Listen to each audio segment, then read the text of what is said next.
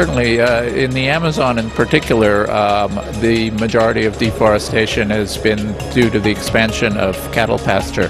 And I think change in diet is very important. Just thinking and asking about what is the implications of what I'm doing every day for my planet.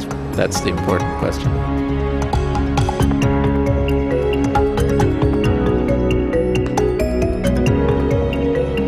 Greetings, caring viewers, to this week's edition of Planet Earth, Our Loving Home.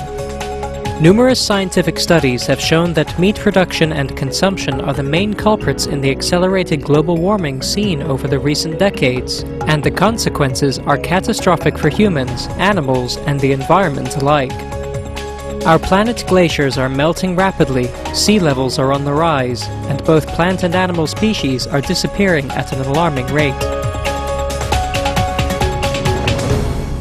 Sabemos muy bien que en estos últimos tiempos el cambio climático a nivel mundial está afectando. En mi municipio antes había lluvia en su cabalidad, ahora hay granizada, hay viento, hay sequía, hay mucha calor.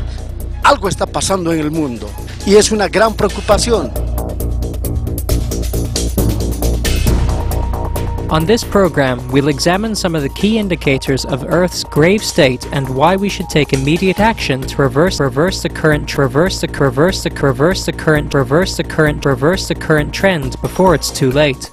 Satellite images taken by the U.S. National Snow and Ice Data Center show that during the first 3 weeks of July 2011, Arctic ice melted at the fastest rate in recorded history, an astounding 120,000 square kilometers per day, or an area the size of the state of Pennsylvania, USA, lost daily. Also, thawing permafrost in the Arctic region is releasing massive amounts of the deadly greenhouse gas methane into the atmosphere, threatening humanity's future survival. Konsentrasjonen av metan på Svalbard svært høy, og det veldig bekymringsfullt. Og vi vurderer hva som årsaken. Det kan skyldes at det permafrost som tiner og metan som frigjøres, og i tilfelle så betyr det at vi nærmer oss et sånn tipping point, og da det veldig alvorlig. Og da betyr det at vi har satt i gang en akselererende prosess, en selvforsterkende prosess, som gjør at den globale oppvarmingen vil gå enda raskere. Så nå det mye forskning på å prøve å analysere resultatene fra disse målningene på Svalbard.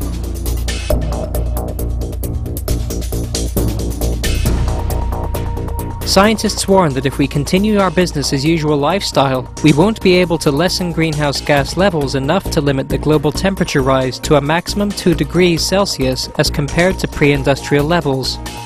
Preventing more than a 2-degree rise was the primary focus for leaders at the Copenhagen and Cancun climate change talks held in 2009 and 2010 respectively.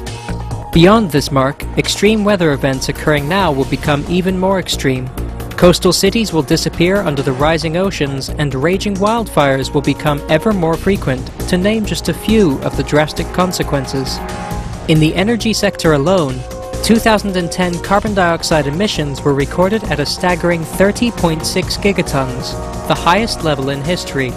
And 80% of the forecast emissions for 2020 in this sector are already locked in, meaning they include the CO2 releases by power plants currently in operation and the carbon that will be emitted in 2020 by those plants currently under construction.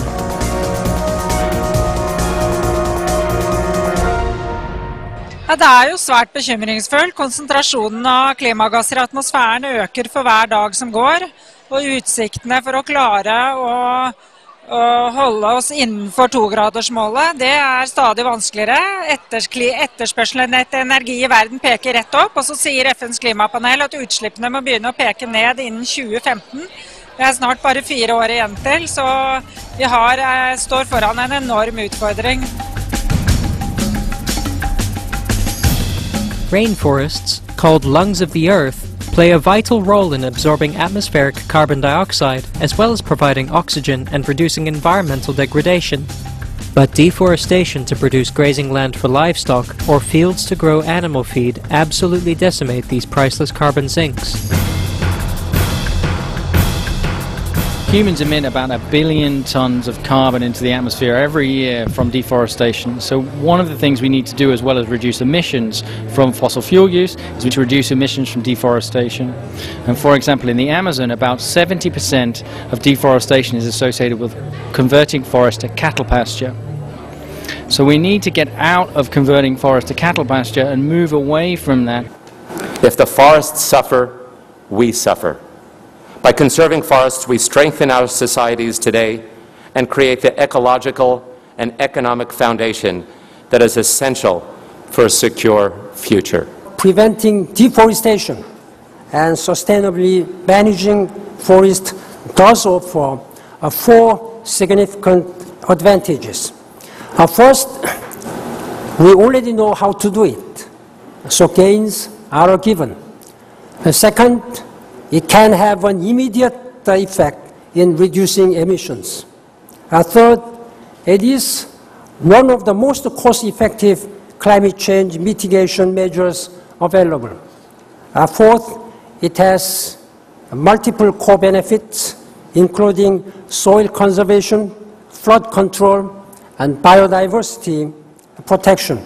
Such services are worth many billions of dollars.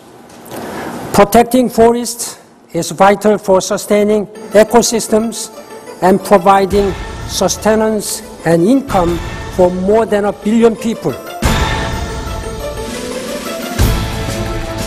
We don't have to wait for climate tipping points to be passed to see the real-life effects of the climate-damaging activity of livestock raising.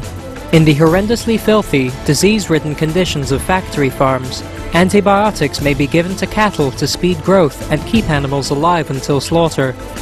The widespread abuse of these substances by the livestock industry has created extremely dangerous drug-resistant pathogens called superbugs.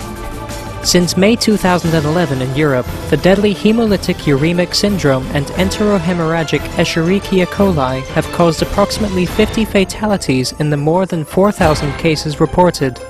Scientists such as Dr. Francisco Diaz-Gonzalez, a food safety professor at the University of Minnesota, USA, point out that the ultimate cause of these infections is cattle.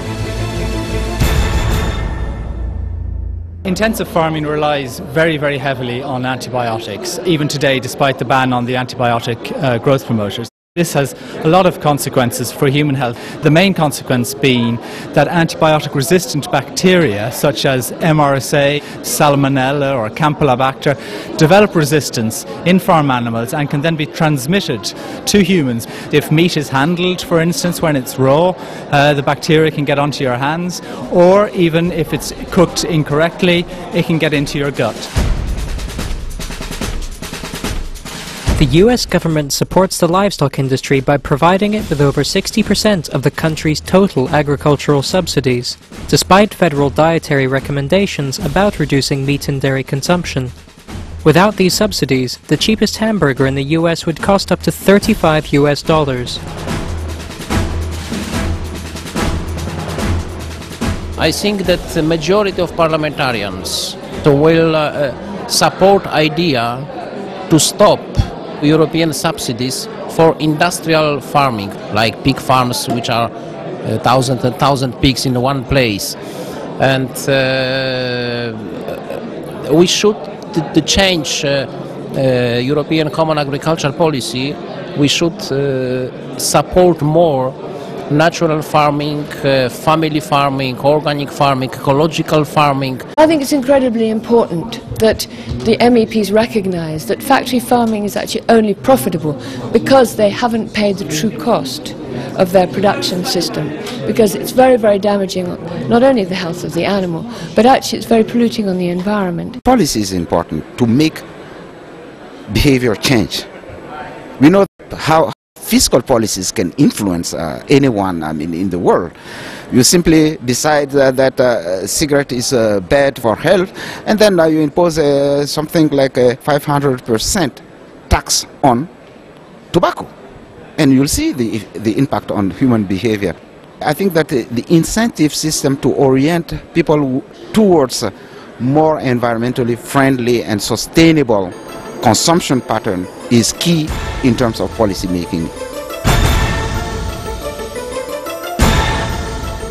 Meat production is a huge burden on our Earth, since it requires immense amounts of greenhouse gas-producing inputs such as feed, fertilizer, fuel, and pesticides. Each year, livestock worldwide are responsible for 37% of all human-induced methane emissions and 65% of all human-caused releases of nitrous oxide. The recently published study, Meat Eater's Guide to Climate Change and Health by the US nonprofit organization Environmental Working Group, concludes that if all 300 million people in the US were to stop eating meat or cheese for 1 day a week for 1 year, the reduction in greenhouse gas emissions would be equivalent to not driving 146.5 billion kilometers, or eliminating 7.6 million cars from the roads.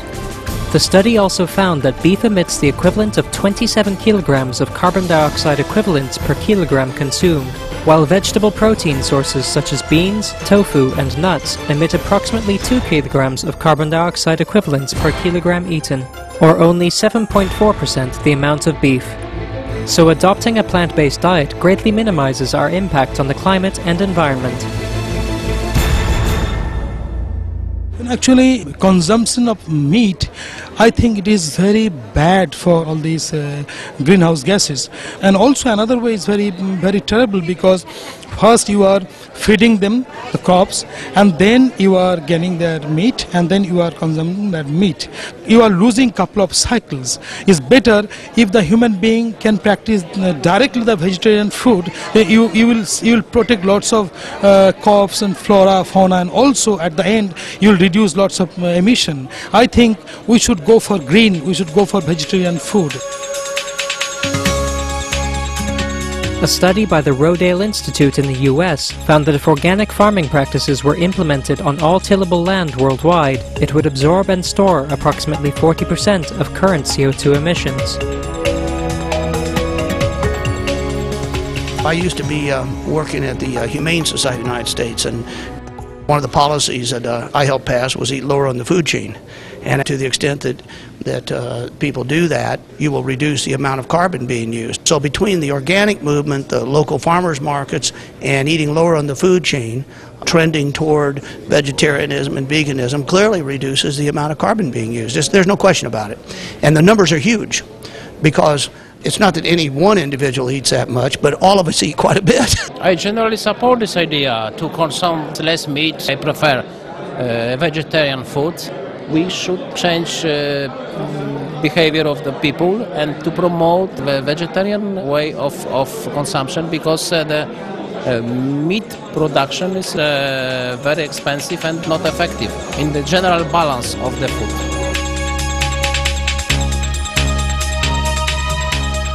How do we eliminate the livestock industry?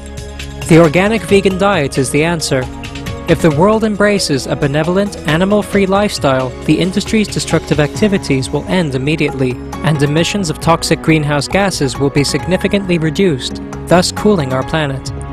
Eco-conscious viewers, thank you for joining us on this episode of Planet Earth, Our Loving Home. May our world be forever blessed with abundant love and peace by heaven.